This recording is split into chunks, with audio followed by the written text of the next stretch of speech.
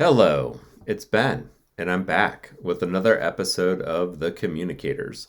It's the last one of 2025, and don't worry, we'll be back in 2026.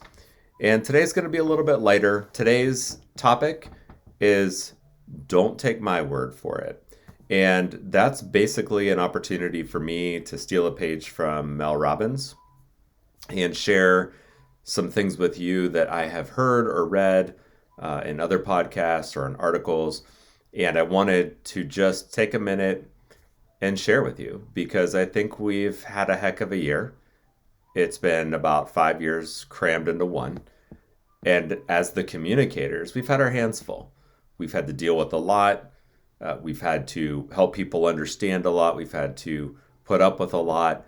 And you know what? We deserve a break. We deserve a little time for ourselves. So that's what we're going to talk about today. As always, I will start with three things, just as a way to kind of summarize some thoughts that I've had in between the last episode and this episode. The first one, it's so fresh. It just happened last weekend.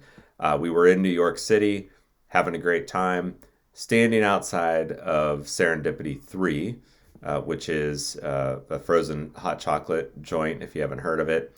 And while we were waiting there, I saw a woman come out of the restaurant, standing maybe not even 2 feet from me. And she had on this really unique hat that had a patch of a dog on it.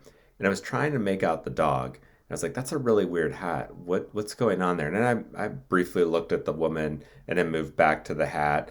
And I'm just kind of like processing, like, what is this hat? And it wasn't even that crazy of a hat. It was just kind of caught me off guard that I was obsessed with this hat.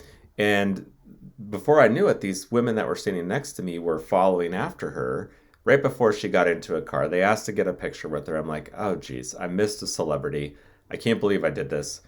I was so hung up on the hat. She came back. I'm like, who was that? And they said it was Kelly Clarkson. And I love Kelly Clarkson. I really do, especially this time of the year. She has some great songs. But I was so hung up on the hat, I didn't even notice her standing right in freaking front of me. So a lesson, don't be so judgy, Ben. The second thing, this is being judgy. Everywhere I go right now, there must be a jacket shortage in the world. Everybody's wrapped in a blanket. Did I miss a memo? Was there a memo that was sent out everywhere that we're now going to use a blanket as a coat, that it's socially acceptable to drape ourselves in blankets instead of coats? I don't understand it.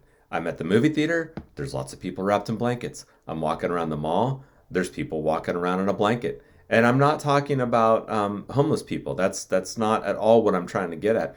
These are people choosing to wrap themselves or wear blankets instead of coats.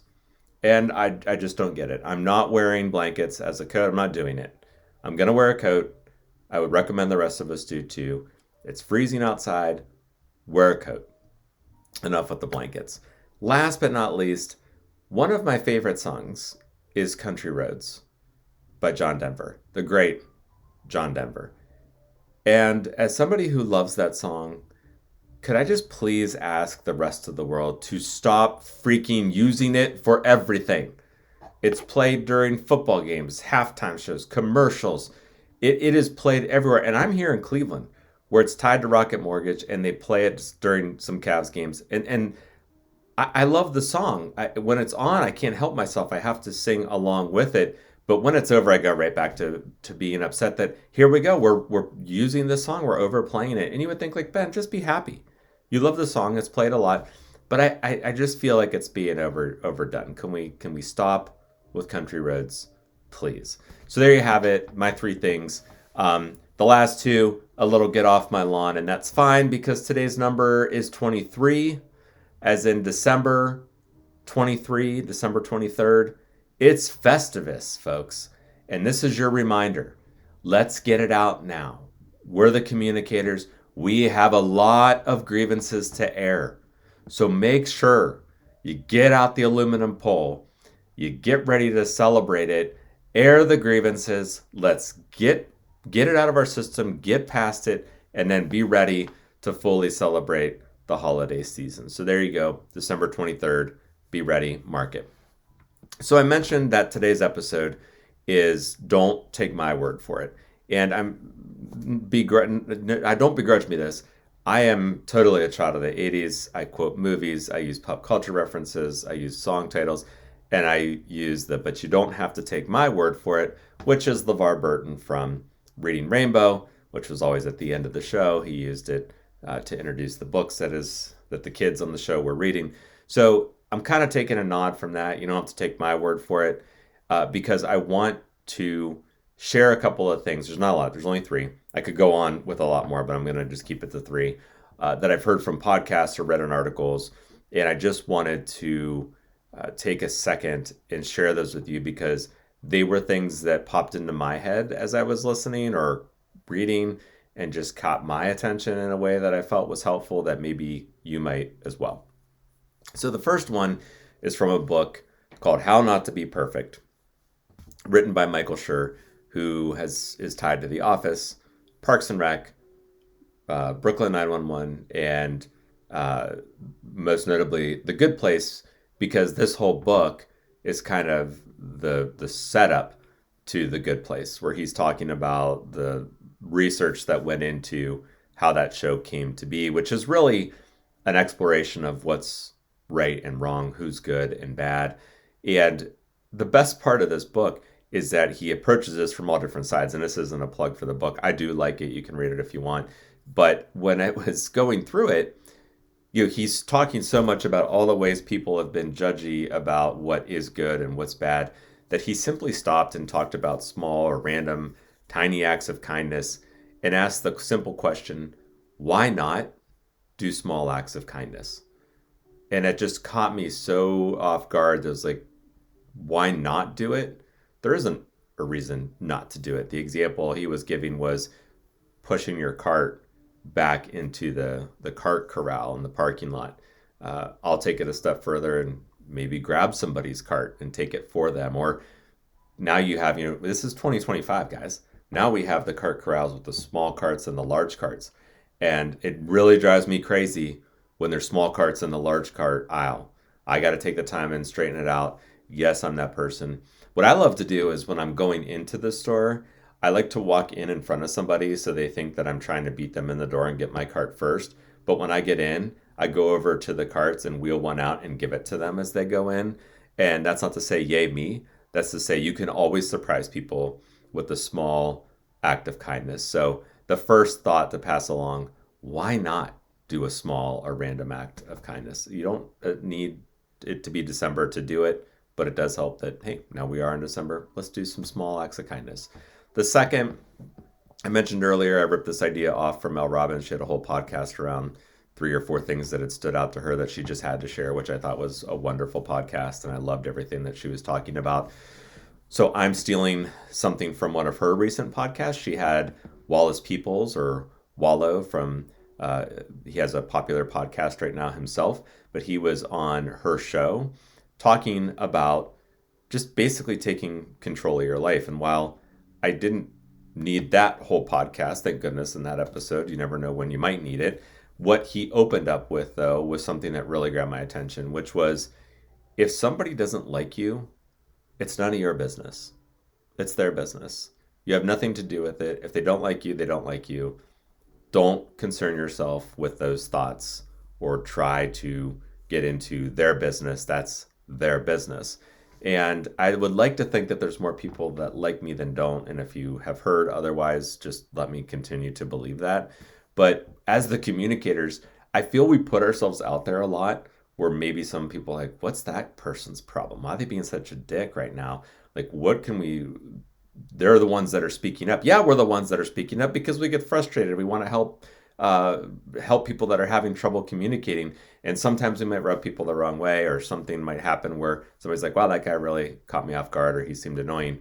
But the fact is, the motivation, the intent, it doesn't matter. If somebody doesn't like you, they don't like you. And it's not to excuse you or to forgive inappropriate or bad behavior. It's simply to say, those are their emotions, those are their feelings, and you can't control those. You have to focus on yourself. So there was dual meaning in it for me, where it's not concerning yourself with what others are thinking, but it's also reminding us to focus on ourselves and to continue to build ourselves to be the best version of ourselves that we can.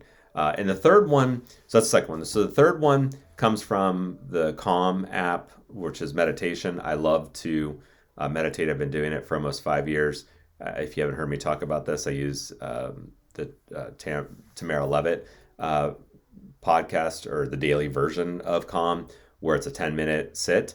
And she recently quoted Arthur Ashe at the end of one of her meditation sessions. And it's very simple: start where you are, use what you have, do what you can. And I can't think of a better way to wrap up 2025 and head into 26 than with those three phrases. Start where you are, use what you have, do what you can. Remember that we are the communicators. We can use our words. We can use them in a way to help other people. We can use them in a way to help people understand, or to feel that there's somebody there for them or listening for them. That's what we have.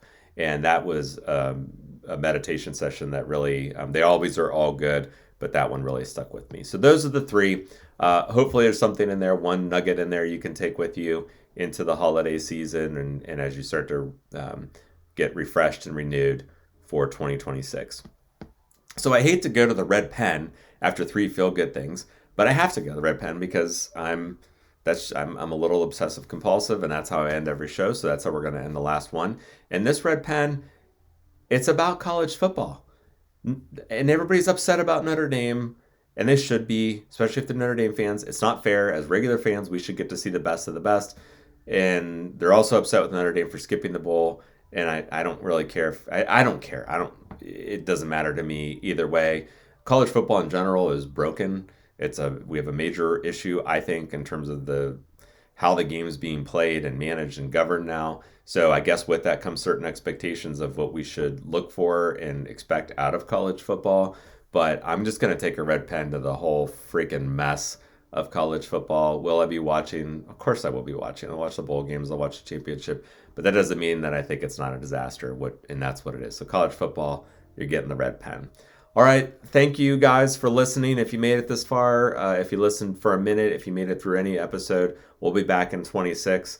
I'm not going to keep threatening to have guests because we're just going to go ahead and start to get them scheduled here. This is kind of like a mini test season.